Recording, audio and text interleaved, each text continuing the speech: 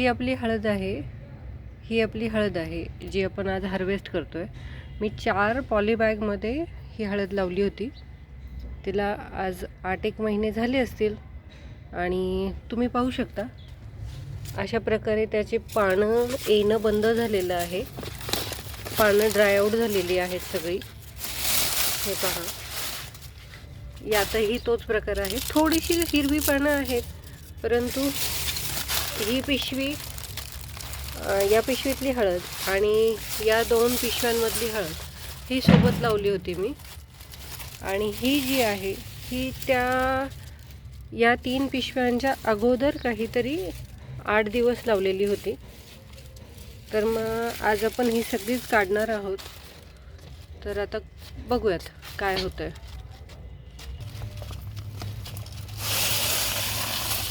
आपण इकडे घेऊयात बॅग सगळ्या आणि मग त्यातून हळद काढूयात.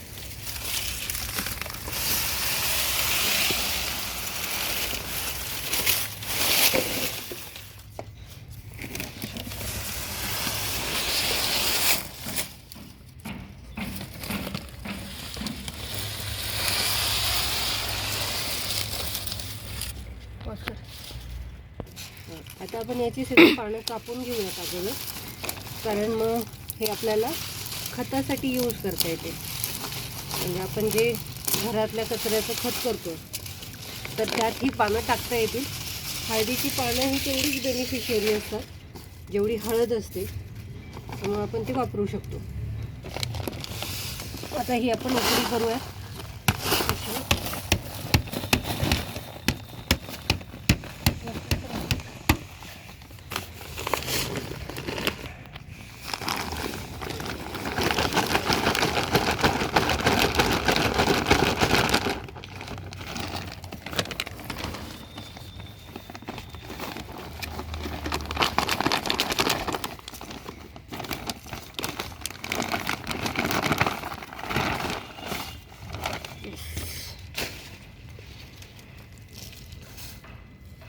तुम्ही बघू शकता चांगली हळद आलेली आहे.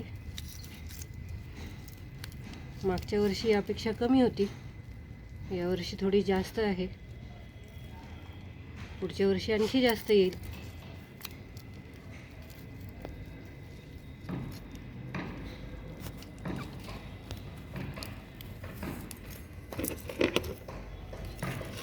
आता ही हळद सगळी आपण साफ करून धुवून घेणार. यातली काही पुढच्या वर्षीसाठी ठेवणार आणि काही त्याची पावडर करणार.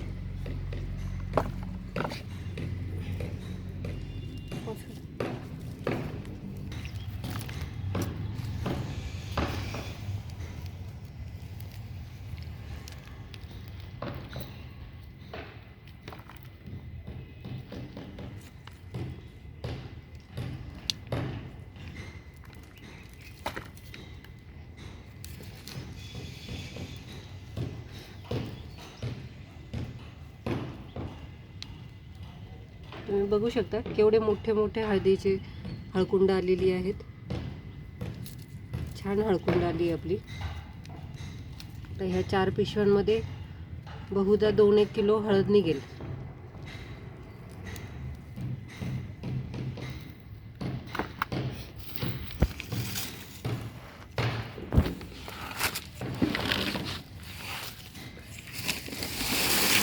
पुढची बॅग घेऊया. पुढच्या बॅगेला सेम प्रोसिजर वापरायची.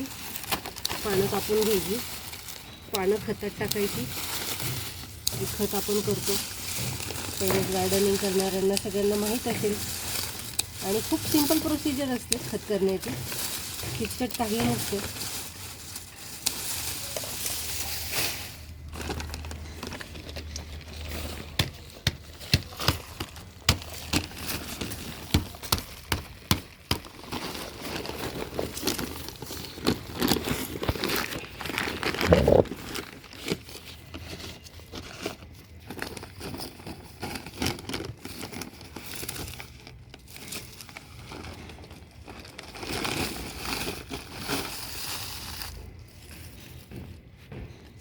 याला छोटीच राहिली आहे हळकुंड.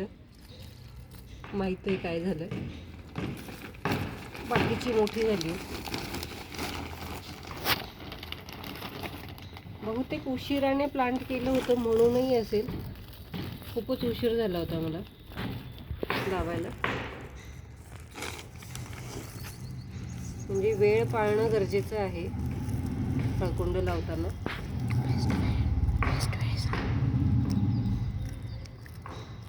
योग्य वेळ पाळणं खूप गरजेचं आहे हळकुंड प्लांट करताना. आता यावेळेस मी मार्चमध्येच प्लांट करेन जेणेकरून चांगलं पीक मिळेल. मागच्या वेळी अगदी मी उजाडला होता मला वाटतं मला, कारण घरात हळकुंड आणून ठेवलेली मी काढा करण्यासाठी. त्याला मोड यायला लागली होती म्हणून मग मी ती आणून लावली, तर ते छान फुटले 2 वर्षांपूर्वी. मग मागच्या वर्षी त्याचप्रमाणे मी लावून दिले. या पिशवीत खूपच कमी हळकुंड आहेत. बघूयात तरी किती निघते आपलं हळकुंड.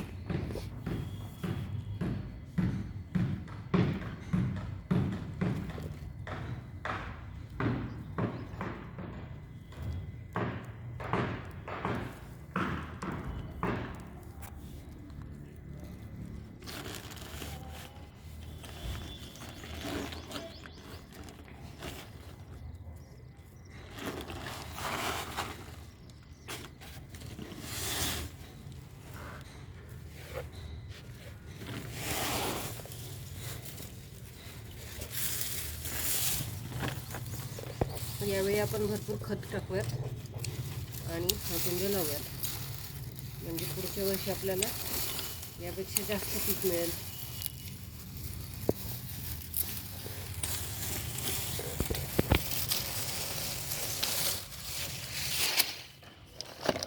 खत घरचंच असल्यामुळे किचन वेस्टपासून खत बनवलेलं असतं.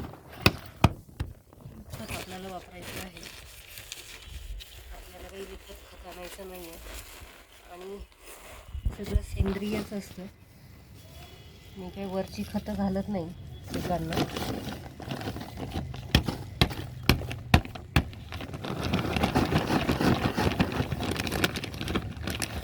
त्यामुळे ही हळद अगदीच सेंद्रिय हळद आहे असं आपण म्हणू शकतो.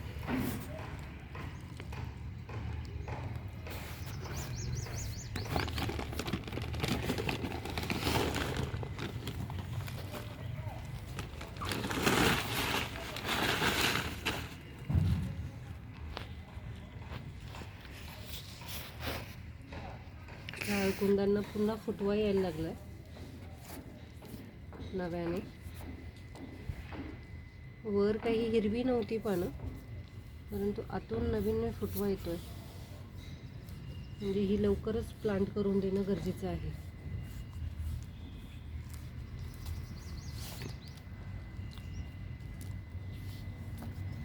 छोटे छोटे फुटवे आहेत, पाहू शकता आपण.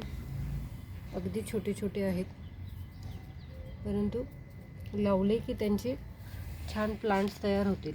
हे पहा, यातही आहेत. यातही छान छोटा फुटवा आहे.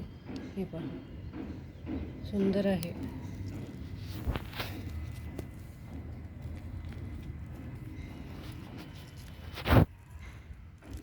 यातलेच आपण काही हळकुंड लावणार आहोत पुन्हा.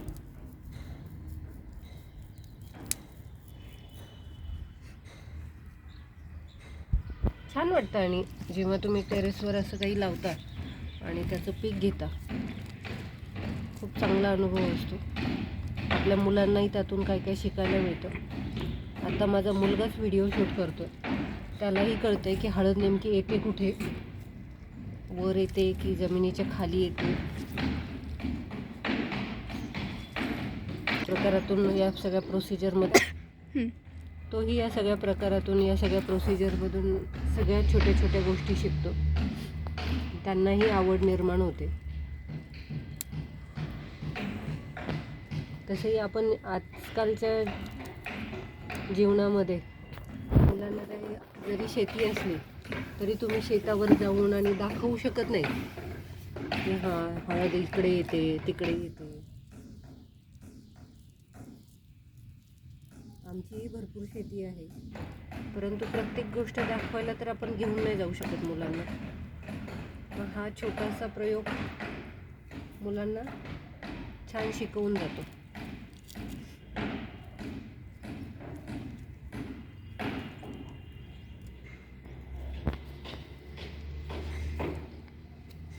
आजकाल बऱ्याच मुलांना माहीतच नसतं लसूण, कांदे, हळद हे सगळं येतात कुठे. फक्त मिळतं खायला तेवढंच मुलांना माहीत असतं. जमिनीत कुठे येतात आणि काय होतं. माझा एक भाऊ आहे मानलेला, ज्यांच्या घरी कधी शेती नव्हती. त्याला असं वाटायचं भुईमुगाच्या शेंगा ज्या विकायला येतात बाजारात, तर त्याला असं वाटायचं की त्या शेंगांना तो जो माणूस विकायला आणतो तो मुद्दामून वजन वाढावं म्हणून माती लावून आणतो.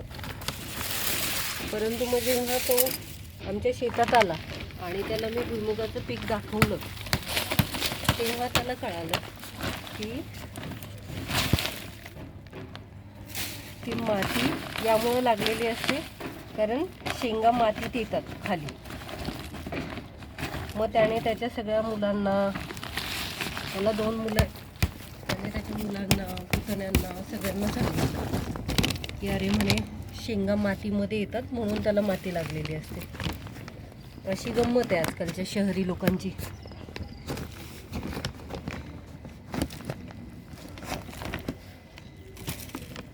आपली मुळं जर आपण जपली नाही आणि आपण आपल्या मुलांना शिकवलं नाही तर आपल्याही मुलांची हीच गत व्हायला जास्त दिवस लागणार नाही आहेत. त्यामुळे मला असं वाटतं हे छोटे छोटे प्रयोग प्रत्येक आईवडिलांनी करणं गरजेचं आहे.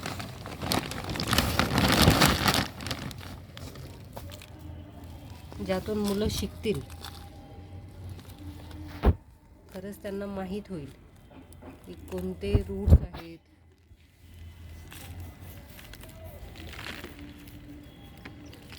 आणि कोणती फळं वर फांद्यांना येतात.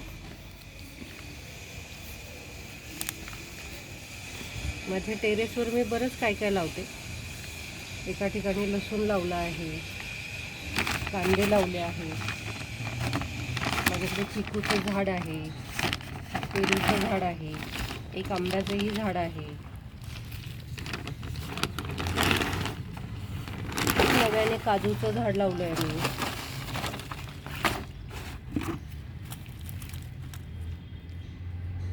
यावर्षी वेळ चुकवल्यामुळे खूपच कमी पीक आलंय, पण ठीक आहे. पुढच्या वर्षी लवकर लावता येईल जेणेकरून जास्त पीक मिळेल.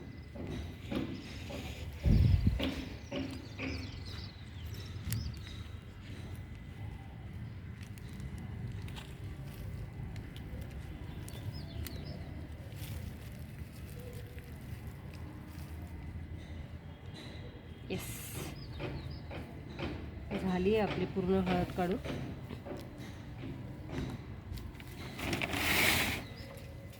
बघू शकता आपण एवढी हळद निघाली आहे. आता ही स्वच्छ करायची आणि पुढच्या वर्षीसाठी तयारी करून ठेवायची. आता ही माती 2 दिवस अशीच उन्हात वाळवायची, जेणेकरून त्यात खत मिक्स करून आणि पुन्हा रिपोर्टिंगसाठी तयार होऊन जाईल ती माती. असं सगळं चालू असतं टेरेसवर.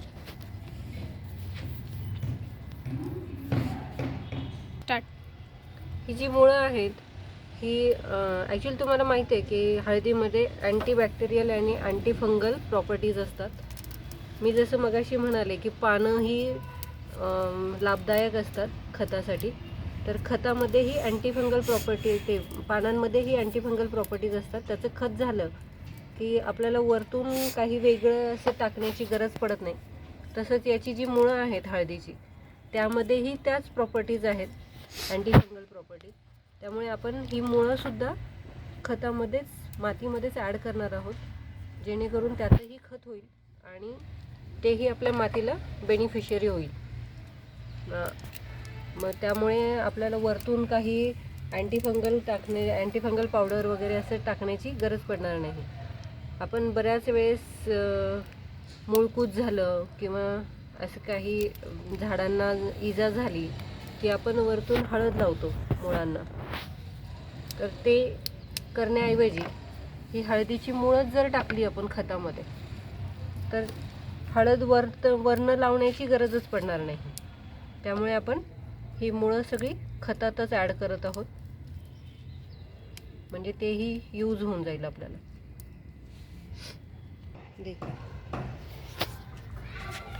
तुम्ही बघू शकता एवढी हळद निघाली आहे यावर्षी. भरपूर पीक निघालं आहे. आता ती उद्या स्वच्छ करायची. आज मी त्याची मुळं वगैरे काढली आहेत. आणि मला कोणीतरी सांगितलं होतं की हे जे आहे गोल गोल जे आपण मागच्या वर्षी लावलं होतं, तर मागच्या वर्षी लावताना मी हे असा भाग लावला होता ज्याचं यावर्षी हे असं झालेलं आहे. तर मला कोणीतरी सांगितलं होतं की हा भाग पुढच्या वर्षी लावण्यासाठी ठेवायचा. याला कांदा म्हणतात, हळदीचा कांदा. तर मला वाटतं हा लावण्यापेक्षा, कारण हा मला नाही वाटत एवढं काही ते हळदीचे हळकुंड प्रोड्यूस करू शकेल, परंतु ही जी हळकुंड आहेत ही पुढच्या वर्षी चांगलं पीक देऊ शकतात, कारण यांना ऑलरेडी मोड आलेली आहेत. तुम्ही पाहू शकता, इथे एक मोड आहे, इथे एक आहे, इथे एक आहे, इकडे एक आहे. हे चांगले मोड आलेले आहेत जे पुढच्या वर्षी चांगलं पीक देऊ शकतात. तर मी यातलेच जे हेल्दीवाले हळकुंड आहेत ते पुढच्या वर्षीसाठी ठेवणार आहे, जे मी राखेत घालून ठेवेल. कारण अजून 1-1.5 महिना तरी अवकाश आहे पुन्हा हळकुंड लावण्यासाठी. मग हे हळकुंड आता जी बियाण्याची हळकुंड आहेत ती प्रिझर्व करून ठेवायची आणि पुढच्या वर्षी लावायची. हा होता आजचा पूर्ण व्हिडिओ. ही माती ठेवली आहे, ती तिकडे पानं आहेत, जी पानं मी खतात टाकणार आहे. आणि ही माती ही आता वाळवणार 2 दिवस आणि मग ती पुन्हा यूज केली जाईल दुसऱ्या एखाद्या प्लांटसाठी. बघूयात आपण काय होतं ते. तर हा व्हिडिओ जर तुम्हाला आवडला असेल तर प्लीज लाईक करा, शेअर करा आणि माझ्या यूट्यूब चॅनलला सबस्क्राईब करा. हे आपलं हळद आहे. थँक्यू.